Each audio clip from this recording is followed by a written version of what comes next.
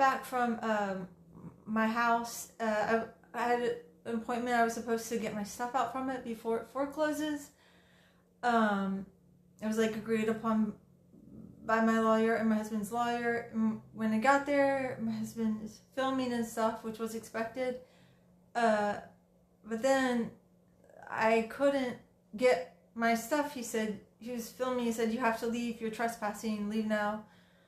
You're trespassing, leave now. And then he called the police, and and the house is going to be foreclosed in a few days. I don't have a car, so I had to get a friend who was there with her car to help me get my stuff. And I wasn't able to get it. And it made me think about, like, you know, it's really weird because people fall in love with people, and lots of times the person that they fall in love with does not treat them well. And I know that people will be angry at me for saying this, but I think more often than not, it's kind of the man. And I just wanted to share my thoughts on why I think that is, because sometimes it can seem like falling in love with someone is an illusion, right? Because they're really nice to you at the beginning. They seem like they really care and like they love you, and so then you just love them back, and then they start to change how they behave. And this is just, I mean, it's almost, I don't say it's common, as I don't know if there's any exceptions to this.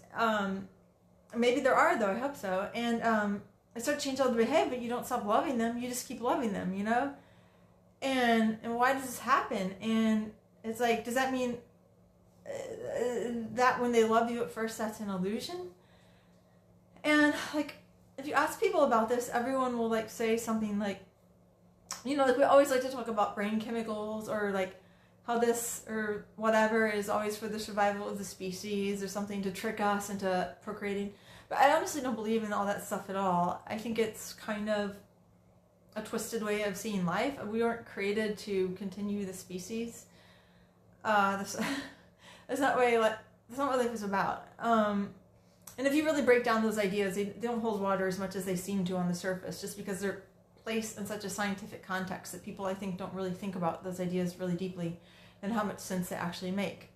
And they have no relationship to what Darwin actually said either, but that's for another video. Regardless, so what I think about it is this, that when someone loves you, it's real.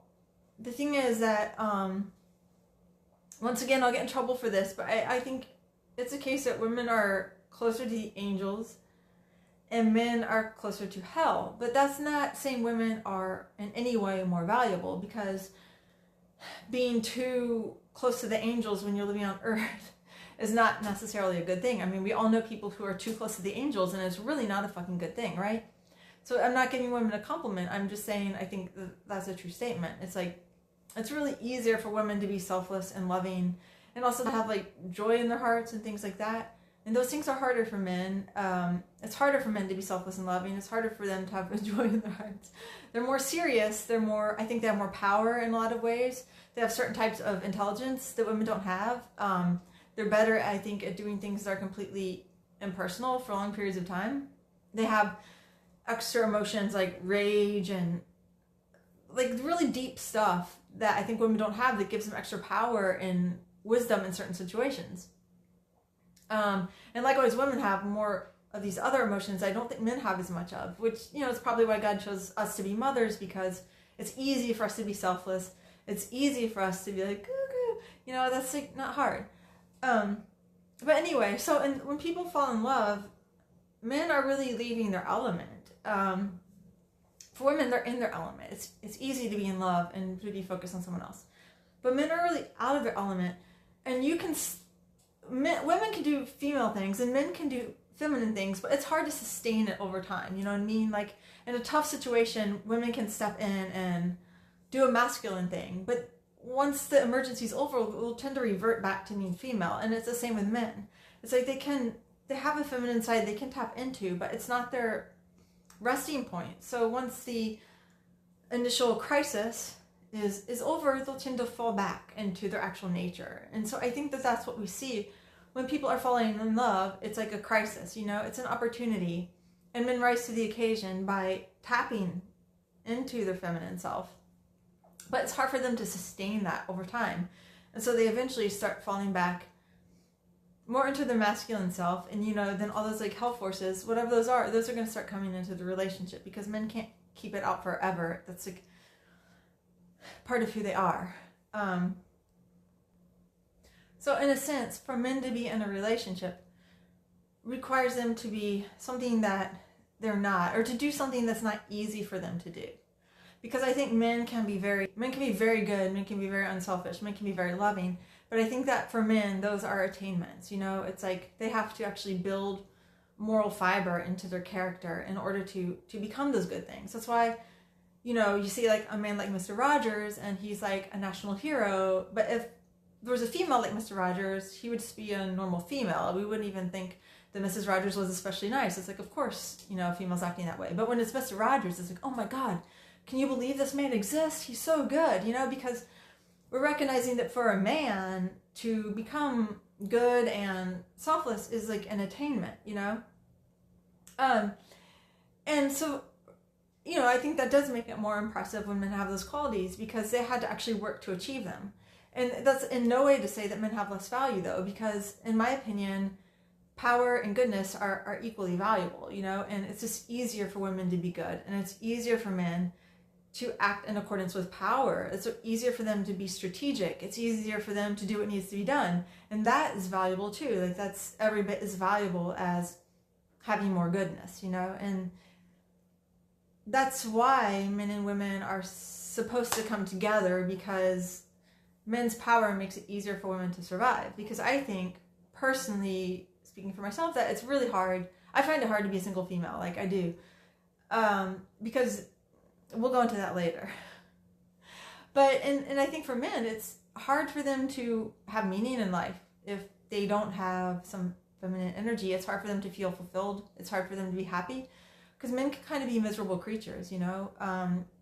Left to their own devices, they might like have achievements, but they can be like crusty and I think not really fulfilled on the inside. And so that's more of what women have to offer men, is the things that make life meaningful. Whereas I feel like men have extra strength in the things that make life actually work. But anyway, so I guess what I'm saying is that I think for women to successfully be in a relationship, like, yeah, they might have to, like, improve themselves or whatever, like, learn some skills, but women like learning those skills. They like improving themselves in that way. So it's really an easy and natural thing for women to invest in. But for men to have a successful relationship requires a lot more effort. Like, they have to actually decide that it's worth it to them, you know, decide that there's some reason that it's worth it for them to be to want to give to someone else. It's like, well, why do they want to do that? What's in it for them, you know?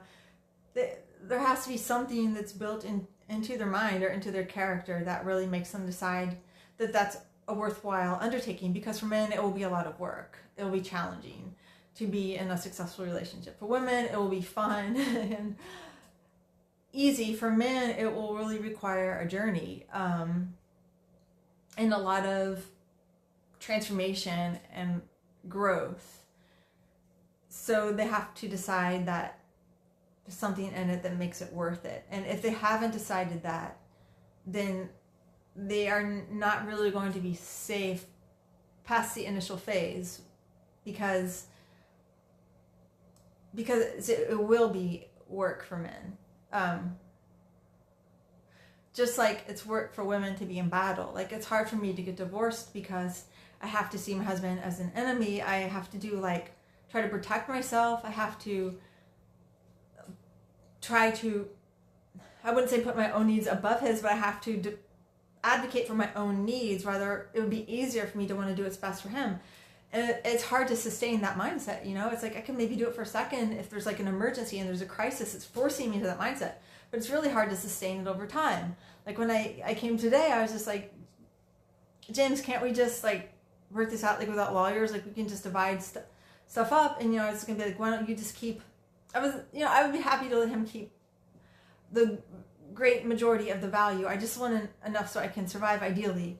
But because it's hard for me to stay in the mindset of conflict and war and having to focus on myself and to be strategic and selfish, because it's like, are women physically capable of it? Yeah, but it's not how we are naturally designed to be. And so I think that must be what it's like for men in the reverse, you know, that relationships require them to become supernatural in a sense if they want to sustain it over time. And in order to do that, there has to be some reason, some motivation for them, because women can tap into the masculine sides in a crisis, you know, because we change when we're forced to change, usually. Not so much because we want to. I think it's normally because we're forced to. But once a man's in a relationship and the woman loves him, there is no gun to his head telling him he has to be a good man, you know? There's no gun to his head telling him he has to be open, telling him he has to care about someone else's feelings. There's absolutely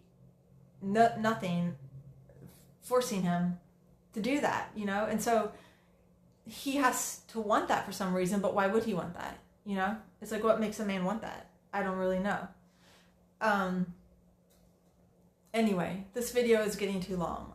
All I really wanted to say is that that's my opinion, is that love is real, but it is difficult for men to sustain love due to their demonic nature. No, I'm just kidding. But it's difficult for men to sustain love because it's just more challenging for them to learn to tap into that part of themselves. Anyway, bye.